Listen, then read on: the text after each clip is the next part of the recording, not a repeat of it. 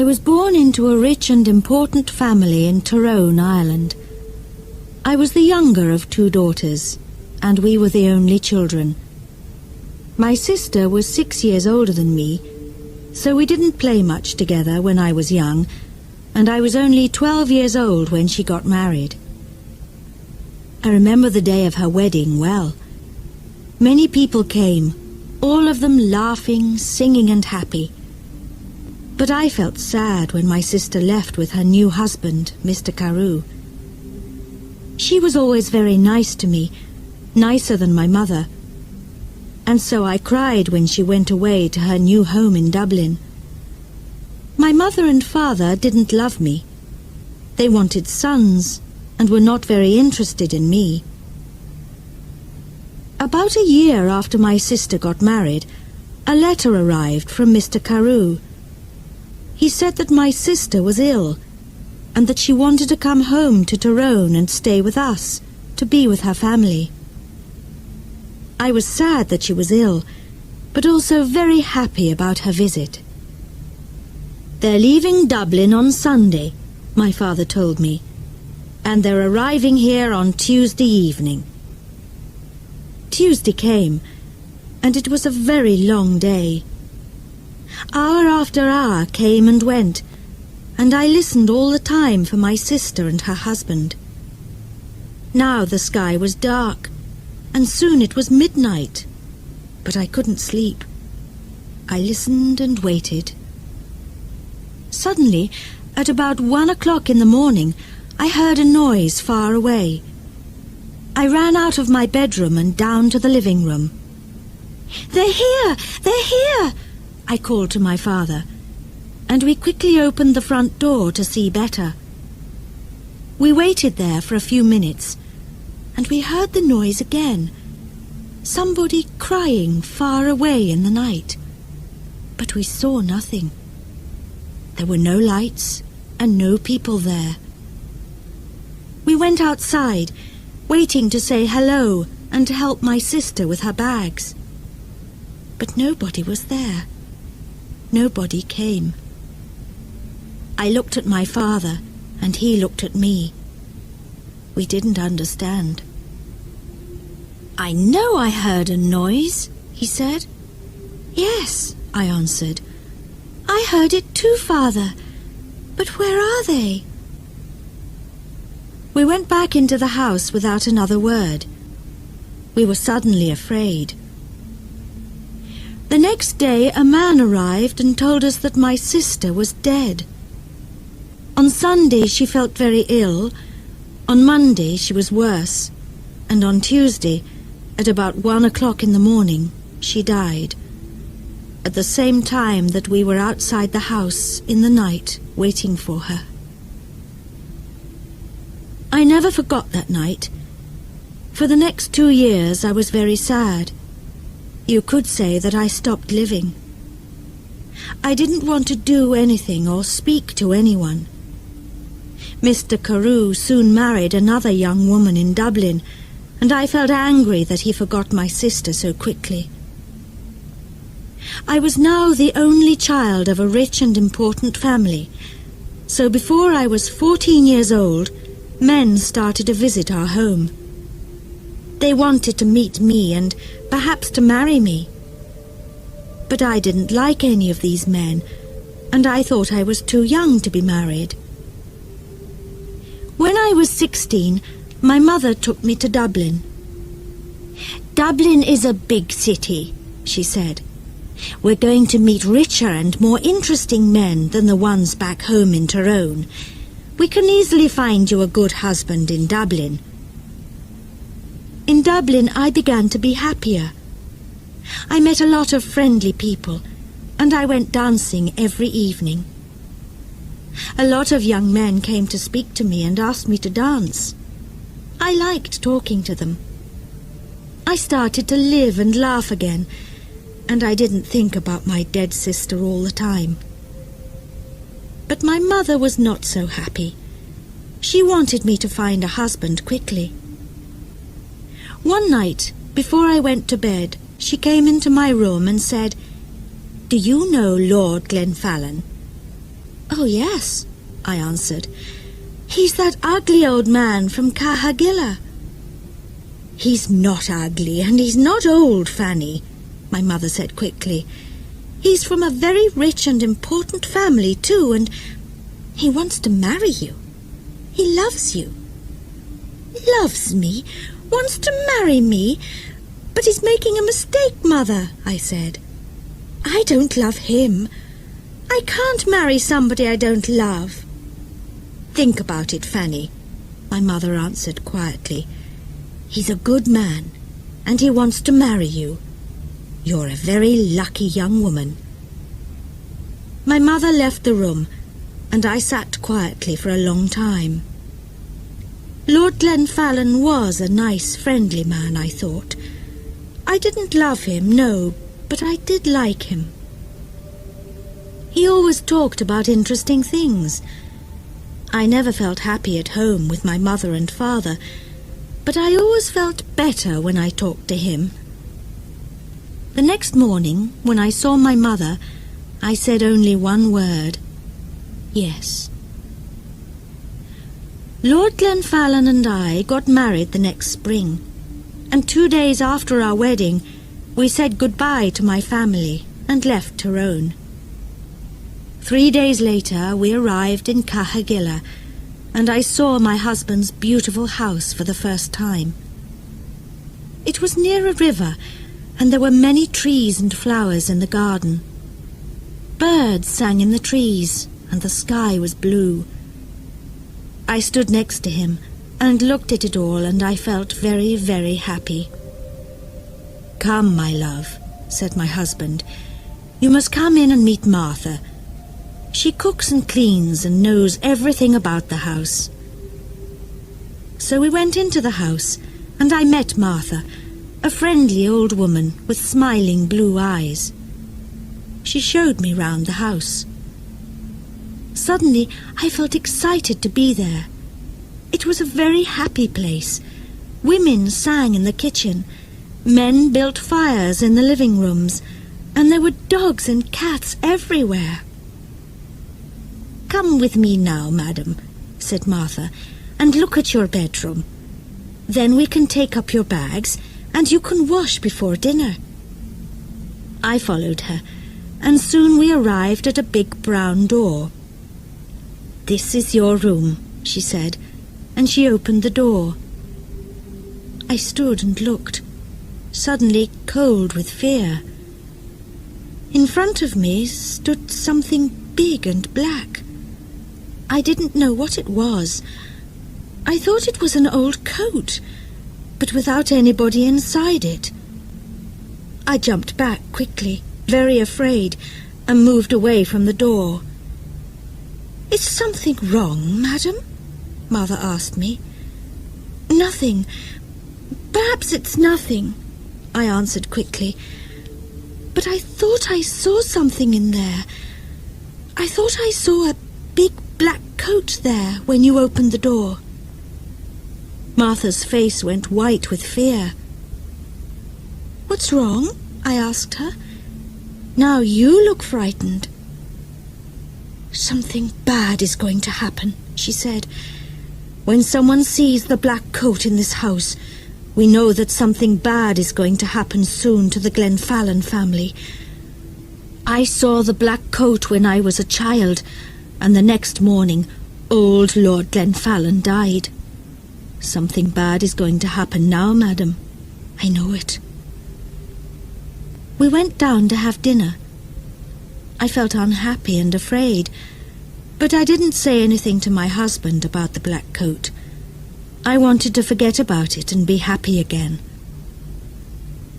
The next day, Lord Glenfallen and I went for a walk together to look round the house and gardens, because I wanted to know my new home better. "I like this house and all the people here," I said, "and I'm happy to be here with you. It's much better than Tyrone." My husband was very quiet for a long time. He walked with his head down, thinking. Then suddenly he turned to me, took my hand and said, "Fanny, listen to me. Listen carefully. There's something I must ask you. Please, only go into the rooms in the front of the house. Never go into the rooms at the back of the building, or into the little garden by the back door. Never. Do you understand me, Fanny?" His face was white and unhappy. I understood his words, but I didn't understand why he was suddenly a different man. Here at Kahagilla, he never smiled or laughed any more. Perhaps the back of the house was dangerous, I thought, but he didn't want to talk about it any more. We went back to the house without speaking, and again I tried to forget his words and to be as happy as I was before. It was about a month later that I met the other woman for the first time. One day I wanted to go for a walk in the gardens. It was a beautiful day, and I ran up to my room after lunch to get my hat and coat. But when I opened the door of my room, there was a woman sitting near the fire. She was about 40 years old, and she wore a black coat. Her face was white, and when I looked closely, I saw that her eyes were white too. She was blind. "Madam," I said, "this is my room. There is a mistake." "Your room?" she answered. "A mistake? No, I don't think so. I don't think there's a mistake. Where is Lord Glenfallen?" "Down in the living room," I said. "But who are you, and why are you here in my room?" "Tell Lord Glenfallen that I want him," was all she said. "I must tell you that I am Lady Glenfallen, and I want you to leave my room now," I said. "Lady Glenfallen, you are not," she cried, and hit my face very hard. I cried out for help, and soon Lord Glenfallen arrived. I ran out of the room as he ran in, and I waited outside to listen at the door. I did not hear every word, but I knew that Lord Glenfallen was very angry, and the blind woman was very unhappy. When he came out, I asked him, "Who is that woman, and why is she in my bedroom?" But my husband didn't answer me. Again his face was white with fear. His only words were, "Forget her." But I did not forget her, and every day it was more and more difficult to talk to my husband. He was always quiet now, always sad and afraid. He sat for hours looking into the fire with his unhappy eyes. But I didn't know why, and he didn't want to tell me.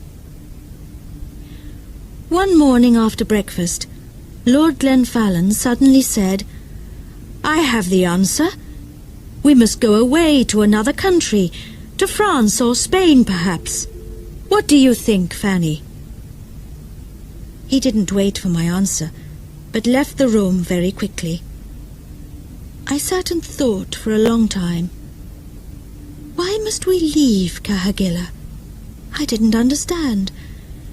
And I didn't want to go too far away from my mother and father in Tyrone. They were old now, and my father was sometimes ill. They didn't love me very much, but I wanted to be near them. I thought about it all day, and I didn't know what to say to my husband when he arrived back in the evening and came in to dinner. I said nothing.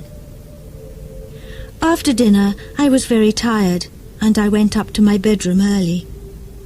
I wanted to have a good night's sleep and think about it all again the next day. I closed my eyes and went to sleep. But I did not sleep well, because I dreamed of the black coat. Suddenly, I woke up. Everything was dark and very quiet, but somebody was at the end of my bed. There was a hand with a light, and behind the light was the blind woman. She had a knife in her other hand. I tried to get out of bed and run to the door, but she stopped me. "If you want to live, don't move," she said. "Tell me one thing. Did Lord Glenfallen marry you?" "Yes, he did," I answered. "He married me in front of 100 people." "Well, that's sad," she said, "because I don't think he told you that he had a wife. Me. I am his wife, not you, young woman. You must leave this house tomorrow, because if you stay here, you see this knife? I'm going to kill you with it." Then she left the room without a sound. I didn't sleep again that night. When morning came, I told my husband everything. "Who is the blind woman?" I asked him. "She told me last night that she is your wife, that I am not your wife." "Did you go into the rooms at the back of the house?" asked my husband angrily. "I told you that you must never go there." "But I didn't," I answered. "I was in my bed all night. She came to me. Please tell me what is happening." My husband's face was white again now, and he didn't speak for a long time. Then he said, "No, she is not my wife. You are. Don't listen to her. She doesn't know what she is saying." And he left the room. I ran to find Martha. I didn't like this house anymore. My husband was a difficult man, and I didn't understand him. Who was the blind woman? I wanted to know everything. "Don't cry, madam," said Martha when I found her. "Sit down and listen to me. What I'm going to tell you is not very nice. The blind woman, the woman in the black coat, is dead. You saw her ghost. She was married to your husband, and she was Lady Glenfallen. Nobody knows how she died. Her bedroom was at the back of the house. Somebody saw your husband with a knife in his hand on the night she died. But did he kill her? Nobody knows. When we found her, the knife was on the floor next to her, and her eyes...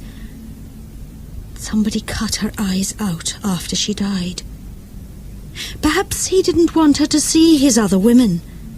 His next wife. You. I didn't wait to speak to my husband again. I left that day. I was too afraid to stay another minute at Cahagilla. I knew that the blind woman was going to come back again and kill me. I said goodbye to Martha, took my bags, and told my driver to take me back to Tyrone.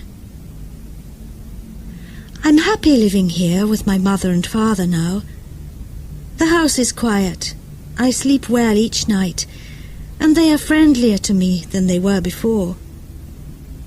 Sometimes my dead sister visits me at night, but I'm never afraid. She tells me that the blind woman is trying to find me at Cahagilla, and that she wants to kill me. She is jealous of me, but she can never find me there. She must wait for the next Lady Glenfallen. Thank you for watching. Please like, share, subscribe for more videos. Press the bell icon and select all to get notifications.